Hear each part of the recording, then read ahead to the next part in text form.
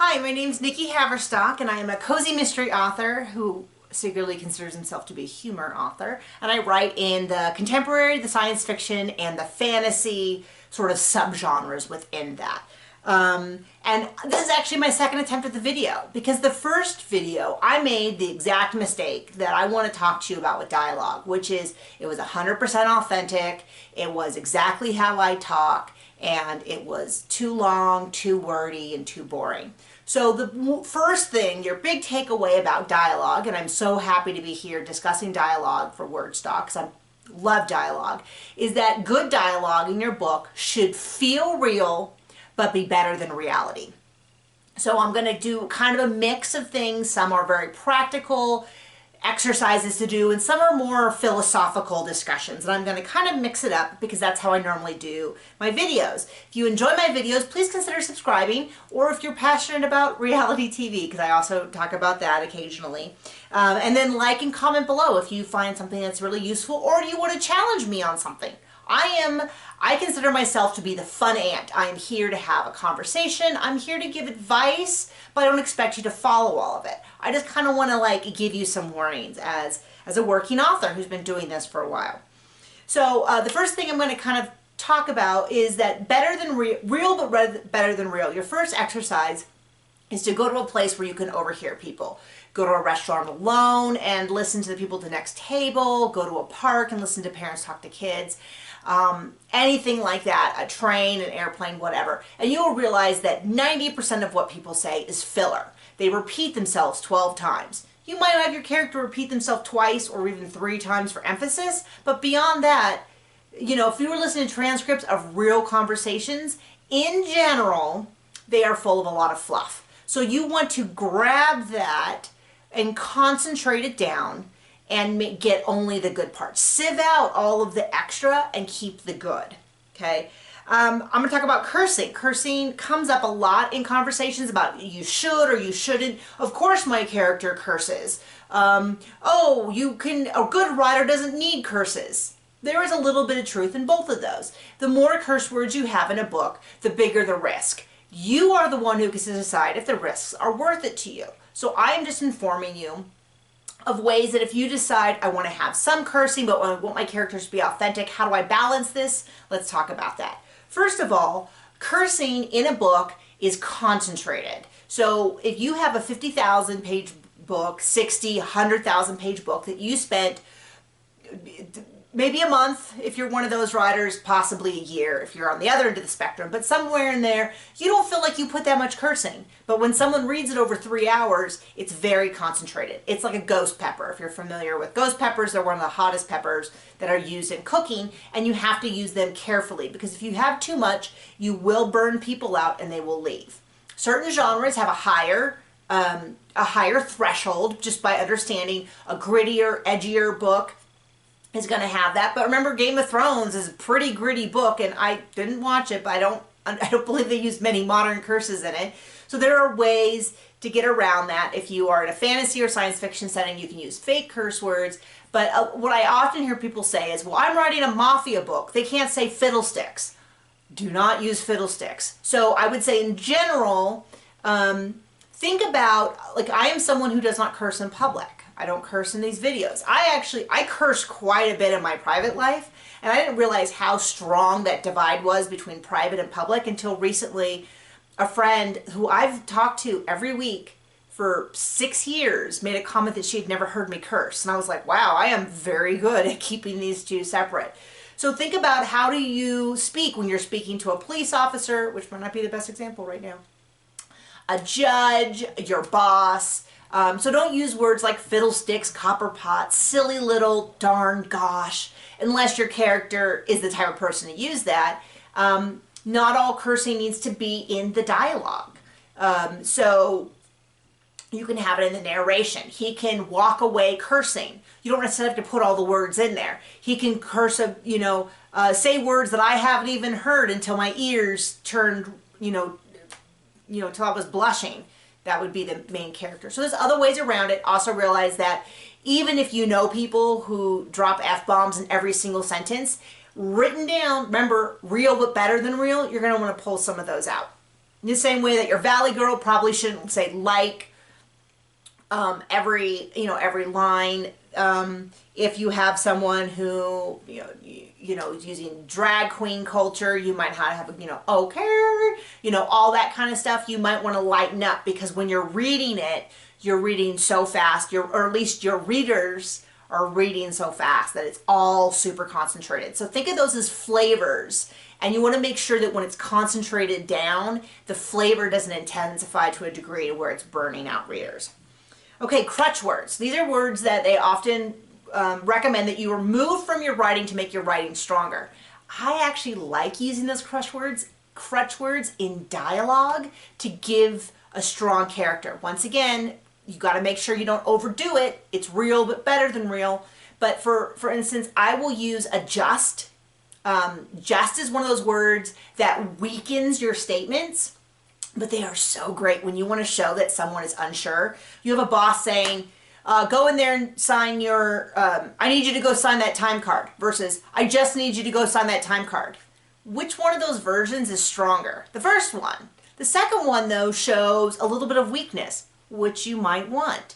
A great example of this, it can also be used purposely to keep the other person off footing. So Columbo, Peter Falk, who played Columbo, he was sort of known as this disheveled, absent-minded detective who was actually brilliant. That was the whole thing about Columbo. And he was famous for, just one more question. And then he would really catch people off guard. Just one more question. If you insisted that you've never met Maggie before, how did you know that she recently dyed her hair red if you've never seen her? Catches them totally off guard. So crutch words used sparingly in the right way can create a flavor to your character and a unique voice. So I like to use crutch words that way, specifically in dialogue, to do that. Let's talk about dialects. This is something that writers seem to love to do and readers seem to struggle with. So a lot of people don't speak in fully correct English. And once again, you've got to kind of be careful with it, because readers are really quick to assume that you're wrong, to put a typo. If you're not familiar with Amazon readers have the right to highlight something and report it as a typo, and they do that. And I have a lot of friends. I have a friend who writes Irish characters, and she gets nailed for Irish slang all the time. I have a friend who writes books set in Louisiana, and same thing. Creole or Cajun slang will get written down. There's places in England. I actually dated a guy who used to say, "Give us me compass," instead of "give me my compass." He would say "us" for me and "me" for my. He was a Geordie, for anyone who's from England. But he had some really heavy slang. And you've got to, when you do that kind of heavy slang, you probably need to have some narration around it to support that this is what you meant to do. When you write out things phonetically, most people are sight readers. I say most, I don't have a percentage on that. I know I'm a sight reader. Most speed readers are sight readers, meaning that we see the words and you get a concept. We're not sounding out each word phonetically like a child does, or how phonetic readers do. And that means that if you do not spell things correctly and you spell them phonetically, I go from a race car, 'cause I'm a fast reader. I think most of us are. I go from a race car going 120 miles to, and I stop. And if we are dropping just the G on like fishing, hunting, that kind of thing, maybe I can slow down to 60 and keep cruising. You're starting to use heavy, where I have to stop and sound out the words. We have basically thrown up stop signs all along the way. Now, this might be worth it for a character who's hilarious or important.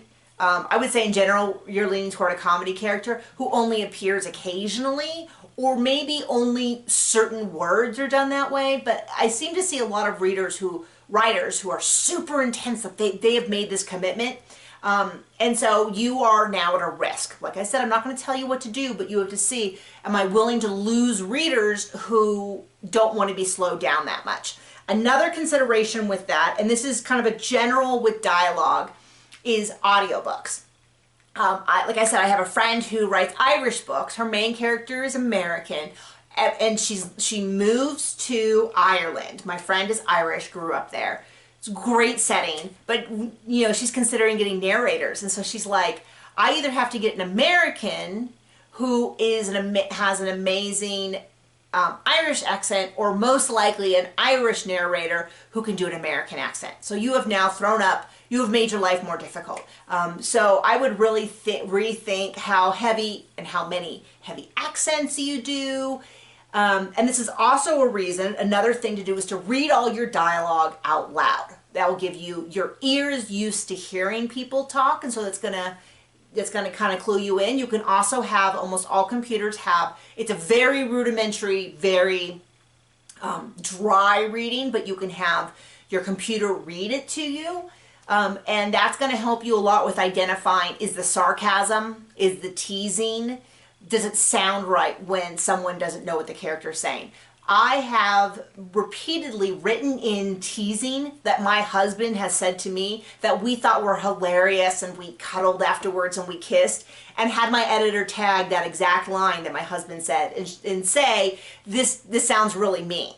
Okay, and that's because either I'm not a talented enough writer, which is fine, I'm getting better every day, or it just doesn't translate. It might work on a sitcom, but it's not going to work here, where the reader has to supply that tone. So reading it out loud or listening to it out loud, or both, will help you a lot. My example, I have it somewhere over here, is that if you ever watched 30 Rock, you know that there was a running joke about Jenna Maloney's movie, Rural Juror. And no one could understand what it was, because the two words together, rural juror. Rural, now I can't even say it. Rural as in country or not urban, and juror as in someone who serves on a jury. Rural juror. But together, that is a mush. So that is another reason that you want to write your dialogue. I've had a lot of phrases. I narrate my own audiobooks. I can do a video on that if you're interested on how I went about that and I learned about it.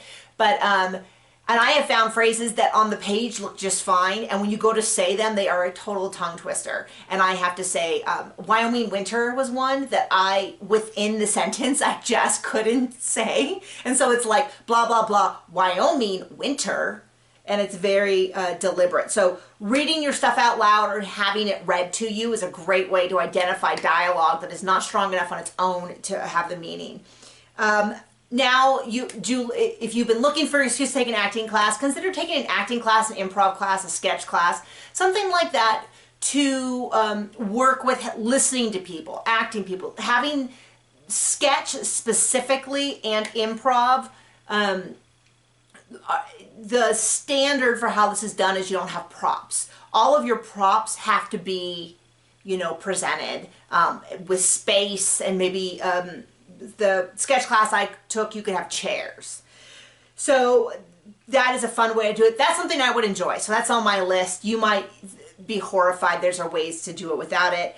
Another option is to read screenplays. You can go into Google, you can type in whatever favorite movie. Pulp Fiction is known for having this Quentin Tarantino dialogue. I personally read the 30 Rock by Tina Fey. She's a hero of mine. You can either get screenplays, which are the correct formatted. They have slug lines. They do all capital letters for introduction to characters. You can see that. That's especially useful if you've ever thought about writing a screenplay. You can find screenplays. If you can't find a screenplay, you can almost certainly find a transcript, which is just where someone, a fan, has just written it out. And that helps you to, reading that and getting used to that. And then your last exercise is write. I think this is one of the reasons why I love dialogue so much, is I've spent my entire life doing impressions of people. I can't do the voice impressions, but a lot of times I can figure out the wording that they would use to make my friends laugh. And so try doing impressions of people you know in dialogue. Try writing it out. If you told your mom you're going to run off to the circus, you might get "Oh, honey, the circus? Really? You know that you have to live in a tent."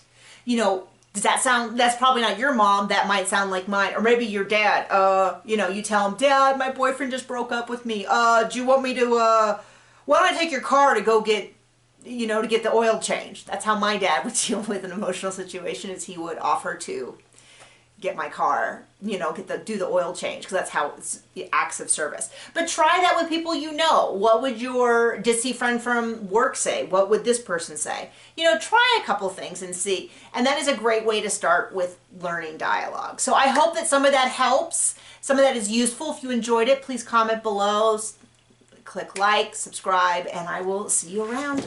Good luck writing!